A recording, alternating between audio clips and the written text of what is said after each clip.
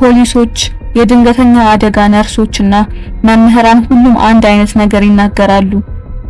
ጨረቃ ሙሉ ስትሆን ዓለም ትንሽ እብድ ትሆናለች። ይህንን የጨረቃ ተጽዕኖ ሉናር ኢፌክት ይሉታል። ግን ይሄ ተረት ብቻ ነው ወይስ በሰውነታችንና በመንፈሳችን ላይ የሚፈጠር እውነተኛ ተጽዕኖ አለ? ሙሉ ጨረቃ የኃይል ከፍተኛ ደረጃ ላይ የምትደርስበት ጊዜ ነው። በሳይንሳዊ መንገድ በባህር ሞገድና በሰውነታችን ባዮሎጂካዊ ስርዓት ላይ ተጽዕኖ ያሳርፋል። በመንፈሳዊ መንገድ ደግሞ ሙሉ ጨረቃ ማጉያ ወይም አምፕሊፋየር ናት። በህይወትህ ያለውን ማንኛውም ስሜት ድምጹን ከፍ ታደርገዋለች። ዛሬ በሙሉ ጨረቃ ወቅት ትርምስን፣ ድካምንና መጥፎ እድልን ለማስወገድ በፍጹም ማድረግ የሌለባችሁን 10 ነገሮች እነግራችኋለሁ።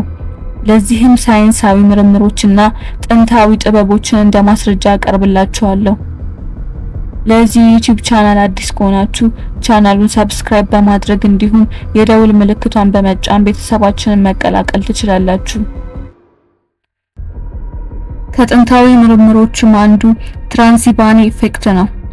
በወርልድ ጆርናል ኦፍ ሰርጀሪ ላይ የወጣ ጥናት እንደሚያሳየው በጨረቃ ዑደት ወቅት የሰው ልጅ ባህሪ ከፍተኛ ለውጥ ያሳያል።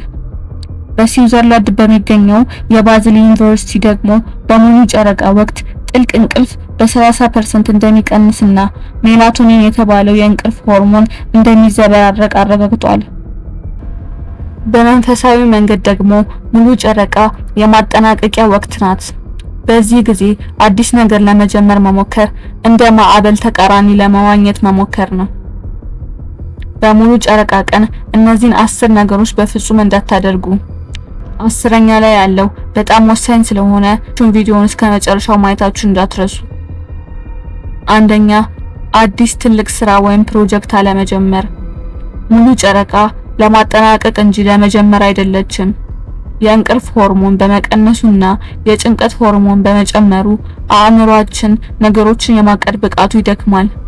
በዚህ ጊዜ የሚጀመሩ ነገሮች በችኮላና ባልተጠና መንገድ የመሆን እድላቸው ሰፊ ነው። ጨረቃ ከፍተኛ ደረጃዋ ላይ ስለሆነች ለተጨማሪ እድገት ቦታ የላትም። በዚህ ወቅት የሚጀመሩ ስራዎች እንደ ሻማ ድንገት በስተው ወዲያውኑ ይጠፋሉ። ሁለተኛ፣ ከባድ ክርክሮች ውስጥ አለመግባት። ስሜቶች ስለሚጋነኑ ትንሽ ጭቅጭቅ ወደ ትልቅ ጦርነት ይቀየራል። የጨረቃ ብርሃን መጥለቅለቅ ከሰውነታችን ንቃት ጋር የተያያዘ ነው።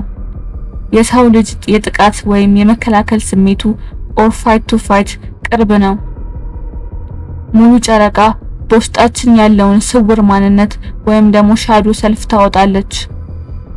ቂም በቀል በቀላሉ የሚወጣበት ጊዜ ስለሆነ በዚህ ቀን የሚፈጠር ጠብ ግንኙነቶችን እስከ መጨረሻው ሊያበላሽ ይችላል።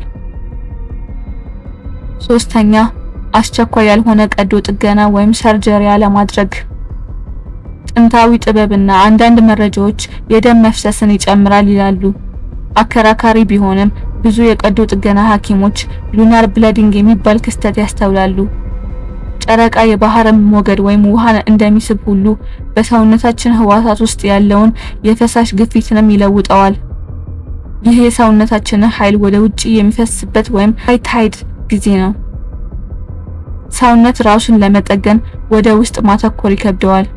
ስለዚህ በሙሉ ጨረቃ ቀን አስቸኳይ ካልሆነ ቀዶ ጥገና ባይደረግ ይመከራል። አራተኛ፣ ካፌንና አነቃቂ ነገሮችን አለማብዛት። የነርቭ ስርዓትህ ቀድሞውኑ በከፍተኛ ንቃት ላይ ነው። የእንቅልፍ ስርዓት ቀድሞውኑ ስለሚረበሽ ተጨማሪ ካፌን መውሰድ ለከፍተኛ እንቅልፍ ማጣት ወይም ሉናር ኢንሶሚና ይዳርጋል።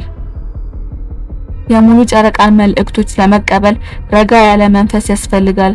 ከመጠን በላይ መነቃቃት ውስጣዊ ድምጽህን ወይም ኢንቱዊሽንህን ይጋርደዋል። አምስተኛ፣ ዋና የህይወት ውሳኔዎችን አለመወሰን። ውሳኔህ በከፍተኛ ስሜት የታወረ ሊሆን ይችላል። በእንቅልፍ እጥረት ምክንያት የጭንቅላታችን የሎጂካዊ ውስጣዊ ኃይል የሆነ ክፍል ስራውን በአግባቡ አይሰራም። በሙሉ ጨረቃ ጊዜ ነገሮችን በትክክል መጠናታቸውን ማየት ይከብዳል። እውነቱን ለማየት ጨረቃ መጉደል እስክትጀምር 3 ቀናት መጠበቅ ይሻላል። ስድስተኛ፣ ራሳችሁን ከልክ በላይ በስራ ለመወጠር። ከፍተኛ ኃይል ቢኖርህም የመጽናት አቅምህ ግን ዝቅተኛ ነው። ከረንት ባዮሎጂ የተባለው መጽሔት እንደሚያሳየው በዚህ ጊዜ የውስጥ የባዮሎጂካዊ ስርዓታችን ይለጠጣል። የሚሰማህ ኃይል የውጥረት ኃይል እንጂ ዘላቂ ኃይል አይደለም። የሙሉ ጨረቃ ቀን የምስጋናና የማሰላሰያ ጊዜ እንጂ የሩጫ ጊዜ አይደለችም። 7ኛ ውስጣዊ ስሜታችሁን ወይም ኢንቱዊሽናችሁን አለመናቅ። የሙሉ ጨረቃ ቀን በንቃተ ህሊናና በውስጠ ህሊና መካከል ያለው ግርዶሽ የሚቀጥምበት ጊዜ ነው። በታሪክ የጨረቃ ብርሃን አባቶቻችን ከጠላት እንዲጠነቀቁ ነቅተው እንዲያድሩ ያደርጋቸው ነበር። ይህም የስሜት ህዋሳትን ንቃት ይጨምራል። 3ኛው አይን በከፍተኛ ሁኔታ የሚሰራበት ጊዜ ነው። በዚህ ወቅት የሆነ ነገር ጥሩ አይደለም የሚል ስሜት ከመጣብህ አብዛኛውን ጊዜ ትክክል ነህ። 8ኛ ከባድ ወይም የተቀነባበሩ ፕሮሰስድ ምግቦችን አለመመገብ። ሰውነትህ ውሃ የመያዝ ወይም ሪቴንሽን እና መርዛማ ነገሮችን የማስወገድ አቅሙ ይዘገያል። ጨረቃ ውቅያኖስን እንደምትስብ ሁሉ በህዋሳችን ውስጥ ያለውን ውሃንም ትስባለች። ጨውና ስኳር ማብዛት ለከፍተኛ የሰውነት መቆጣት ኢንፍላሜሽን ይዳርጋል። የከበደ አካል የከበደ መንፈስን ይፈጥራል። ከጨረቃ ንዝረት ጋር ለመቀላቀል አካልህ ቀላል መሆን አለበት። 9ኛ የጤና ምልክቶችን ቆይ እስቲ ልየው አለማለት። በሰውነት ውስጥ ያሉ ቁስለቶች በሙሉ ጨረቃ ወቅት ይባባሳሉ። ጥናቶች እንደሚያሳዩት አንዳንድ ተውሳኮችና ባክቴሪያዎች በሙሉ ጨረቃ ወቅት የበለጠ ይነቃቃሉ። ማንኛውም ህመም ሲሰማህ ወዲያውኑ ትኩረት ስጠው። ሙሉ ጨረቃ ያለውን ነገር ታሳድጋለች። ትንሽ ህመም ትልቅ እንቅፋት እንዳይሆን ወዲያውኑ ታከሙት። 10ኛ ከኃይል መጣጮች ኢነርጂ ቫምፓየርስ ጋር ጊዜ አለማሳለፍ። በሙሉ ጨረቃ ቀን መንፈስህ ክፍት ስለሚሆን ለጥቃት ትጋለጣለህ። በእንቅልፍ እጥረት ምክንያት ስሜታችንን የመቆጣጠር አቅም ይዳከማል። የሌሎች መጥፎ ስሜት በቀላሉ የመውሰድ እድል ከፍተኛ ነው። መርዛማ ሰዎች የአንተን ብርሃን ለመመገብ የሚሞክሩበት ጊዜ ስለሆነ ራስህን ጠብቅ። በምትኩ ምን መደረግ አለበት? እንግዲህ አዲስ ነገር ካልጀመርን ወይም ካልተከራከረን ምን እናድርግ? ሙሉ ጨረቃ ለ3 ነገሮች ትሆናለች። መልቀቅ ሪሊዝ፣ መምላት ሪቻርጅ እና መከለስ ሪቪው ነው። 1ኛ መልቀቅ። የማይጠቅሙህን ነገሮች በወረቀት ላይ ጽፈህ አቃጥላቸው። 2ኛ መምላት። ንብረቶችህንና ራስህን በጨረቃ ብርሃን ስር ማኖር። 3ኛ መከለስ። ባለፈው አዲስ ጨረቃ ያቀድካቸው ነገሮችን ተመልከት። ምን ያህል ተሳካ? ድልህን አክብር። ጨረቃ የምንፈራት ነገር ሳትሆን ልንጠቀምባት የሚገባ መሳሪያ ናት።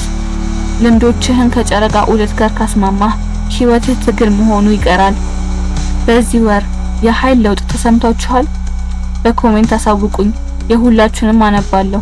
ቪዲዮውን ከጠቀማችሁ ሰብስክራይብ በማድረግ የዓለማችንን ሚስጥራት አብረን እንመርመር። በሚቀጥለው ቪዲዮ እስከምንገናኝ ቻው።